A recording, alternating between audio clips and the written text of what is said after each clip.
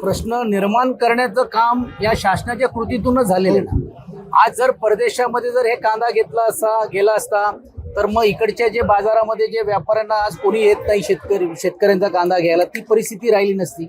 मोठ्या प्रमाणावरती कांद्याची आवक वाढल्यानंतर भाव हे कडकडणारच आहेत। मग ह्याला तुम्ही जर हमी भाव देण्याची जर भूमिका घेतली असेल, का नाही खरेदी करत तुम्ही लोक? एवढंच नाही तर मी मागणी केली होती पणन मंत्र्यांना की हे कांदा तुम्ही जे इकडे सडणार आहे त्यावरती तुम्ही काय करणार आहात, तर त्यावेळी तुम्ही त्यांना आम्ही नुकसान भरपाई देऊ। तुम्ही नुकसान भरपाई तर लांबच राहिली, अनुदान तर लांबच राहिलं, पण तुम्ही या प्रश्नाच्या बाबतीत चर्चाही करायला तयार नाही। आंदोलन व्हायच्या 1-2 दिवस अगोदर तुम्ही हमी भावाच्या मध्ये वाढ करण्याची भूमिका घेतली। मग तुम्ही वाढ केली आहे ना, का नाही त्या भावाने पण तुम्ही खरेदी करता? शेतकऱ्यांचं स्पष्ट म्हणणं आहे क्विंटलला 2400 रुपये मिळाले पाहिजे, 24 रुपये आपल्याला हे भाव दर तुम्ही दिली पाहिजे। आज ते दर न मिळाल्यामुळे लोकांमध्ये रोष निर्माण झालेला आहे। त्याची सुरुवात संभाजीनगरच्या शेतकऱ्यांनी केली, काल चांदवड नाशिकला झालं, आणि मूळ तर हा तालुका आंबेगाव असेल, चाकण असेल किंवा खेड आळंदी असेल, हा मुळात तालुकाच हा कांद्यावरती निर्माण होत असताना याची व्याप्ती ही इतर जिल्ह्यांमध्ये आणि राज्यामध्ये वाढलेली आहे। तर तुम्ही ह्यांना जर सुरक्षित ठेवणार नसेल तर कशाला कोण पीक लावणार आहे पुढच्या वर्षी? परत दुसरा तो पीक बदली करेल। आणि म्हणून या सर्व मागणीच्या बाबतीत आज दिशा ठरवण्यासाठीच आम्ही सर्वजण लोकप्रतिनिधी आणि संघटना एकत्रित रीतीने येऊन घेऊन दिशा ठरवण्याचं काम आम्ही करणार आहोत। आणि हा प्रश्न निवड फक्त 1 दिवसाचा आंदोलनापुरता नाही, सभागृहामध्ये तर मांडू वेळ प्रसंगी रस्त्यावर उतरून पण देखील विरोध केल्याशिवाय राहणार। शेतकऱ्यांचा प्रश्न मांडण्यासाठी ही बैठक घेतली, मात्र या बैठकीमध्ये हेवेदावे काढत वाद निर्माण झाला। हा वाद जर निर्माण झाला तर शेतकऱ्याचे प्रश्न खरंच मांडले जातील? हे काय असते, अनेक वेळा चर्चेच्या माध्यमातून किंवा काही गोष्टी होत असतात, पण मला असं वाटते शेवट चांगलं झालं ना। तुमच्याबरोबर आता आम्ही सर्वजण एकजुटीने आहोत, एकमुखाने आहे, एक आवाजाने चाललेले आहोत। आमचं तर म्हणणं असं आहे की जे या बैठकीला आले नाही त्यांच्याबद्दलची चर्चा करा। खरं तर ही काय बैठक आहे, ही काय राजकीय पक्षाची नव्हती, ही बैठक ही संघटना आणि सर्व शेतकऱ्यांनी होती। मला तर आनंद झाला असता आजी माजीनी पण यायला पाहिजे होतं, जे सरकारमध्ये त्यांनी येऊन सांगायला पाहिजे होतं सरकारची ही भूमिका आहे, आम्ही सरकारशी बोलू। मला असं वाटतं त्यांच्याकडे पण लक्ष देण्याचं काम केलं पाहिजे।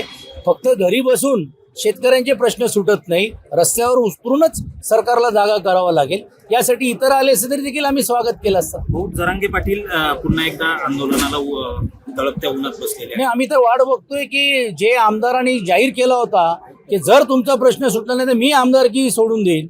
काल मंत्र्यांकडे गेल्यानंतर तुम्ही बघितलं असेल की जरांगेजींची भूमिका ही स्पष्ट होती की तुम्ही एका बाजूला कुणबीचा दाखला देत असताना दुसऱ्या बाजूला मराठाचा दाखला देत असताना दोन्ही जे जातीने जे विवाह होणार आहेत त्याच्याबद्दलची कुठेही स्पष्टता नाही आहे।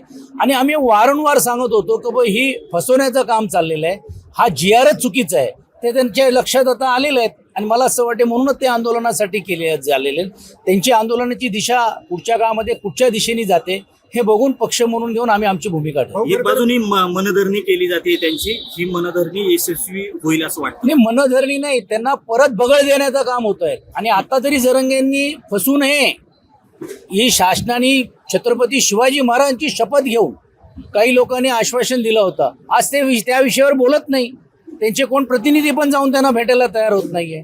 आज भारतीय जनता पार्टीकडनं शिष्टमंडळ जाताना तुम्हाला पाहायला मिळत आहेत। असो, चांगलं आहे, याच्यातून मार्ग निघालाच पाहिजे, पण मुळातच GR हे तुम्ही देऊ शकत नाही हे आम्ही त्यावेळी बोललो होतो। आणि दिलंय तर तुम्ही कुठच्या आधारावर दिलेले हे सभागृहाला सांगा।